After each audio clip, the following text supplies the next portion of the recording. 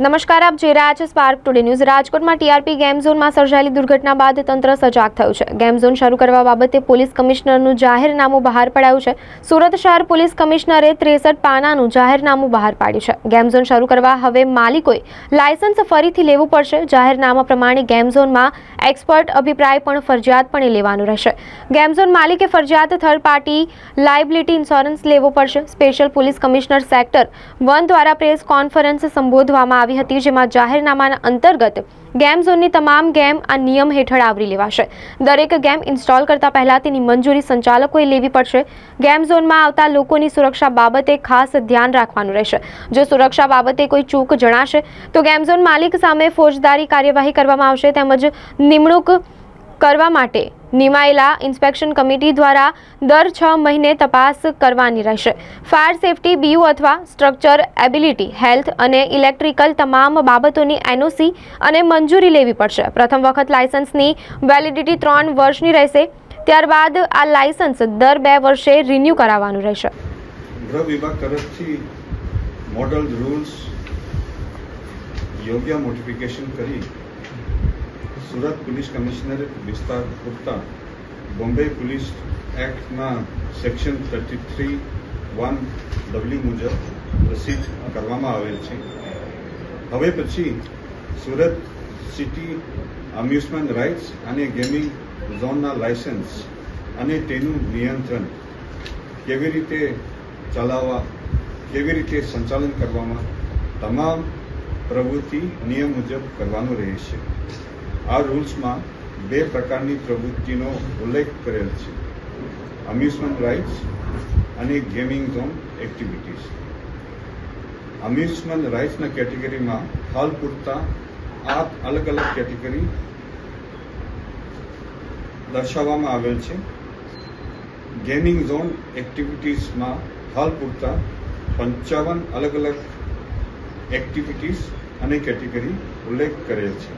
આવનારો દિવસોમાં જ્યારે જરૂરત પડે ત્યારે કેટેગરીમાં અપડેટ કરવામાં આવશે।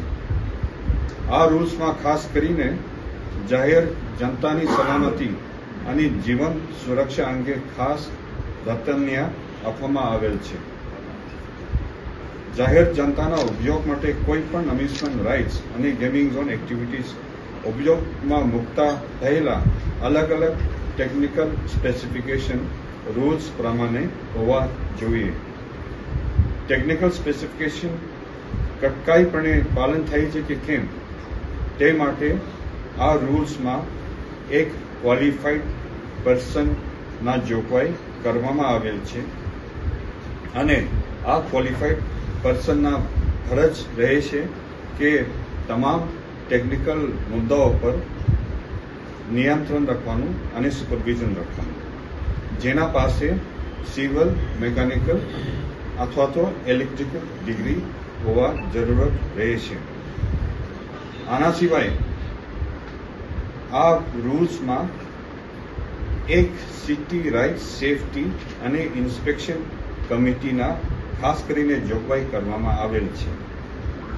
તમામ લાયસન્સ માટે જે એપ્લિકેશન છે, આ એપ્લિકેશન અપ્રૂવ કરતા પહેલા આ કમિટીના એપ્રુવલ જરૂરત બની રહી છે અને આ કમિટી અપ્રુવલ આપતા પહેલા આ કમિટી પોતે ટેકનિકલ અને રૂલ્સ પ્રમાણે ચકાસણી કરવાનું રહેશે।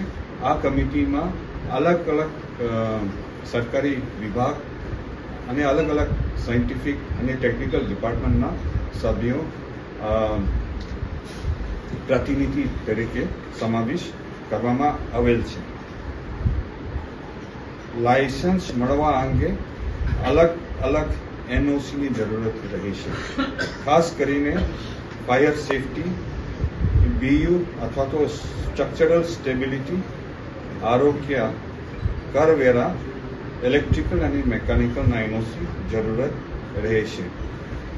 આ રૂલ્સમાં સંચાલક માલિક ઉપર વિશેષ જવાબદારી ફરજિયાત કરવામાં આવેલ છે, જેવી કે ક્વોલિફાઈડ માણસોની નિમણૂક, દરરોજ સેફટી ચેક કરવાનું, अलग अलग प्रकार की વ્યવસ્થિત રેકોર્ડ જાળવવાનું અને અલગ અલગ પ્રકારની જે ટેકનિકલ એક્સપર્ટના માણસો ત્યાં 24 કલાક હાજર રાખવાનું આ પ્રકારની જે ખાસ કરીને જવાબદારી માલિક ઉપર મૂકવામાં આવેલ છે.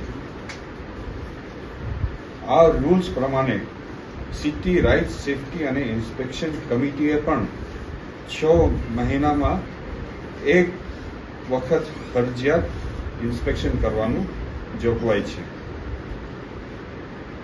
લાયસન્સ પ્રથમવાર ઇસ્યુ કરતી વખતે 3 વર્ષની વેલિડિટી રહે છે અને ત્યાર પછી દર 2 વર્ષે રિન્યુ કરવાનું રહે છે. આ રૂલ્સમાં ઇન્સ્યોરન્સની પણ જોગવાઈ કરવામાં આવેલ છે, થર્ડ પાર્ટી ઇન્સ્યોરન્સ, જેમાં મૃત્યુ અને કાયમી ડિસેબિલિટી કિસ્સામાં 10 લાખ સુધીના સહાયની જોગવાઈ કરવામાં આવેલ છે અને પાર્શિયલ ડિસેબિલિટી માટે 7.5 લેક્સની જોગવાઈ કરવામાં આવેલ છે અને હોસ્પિટલાઇઝેશન માટે 2 લાખ સુધીના ઇન્સ્યોરન્સના જોગવાઈ કરવામાં આવેલ છે.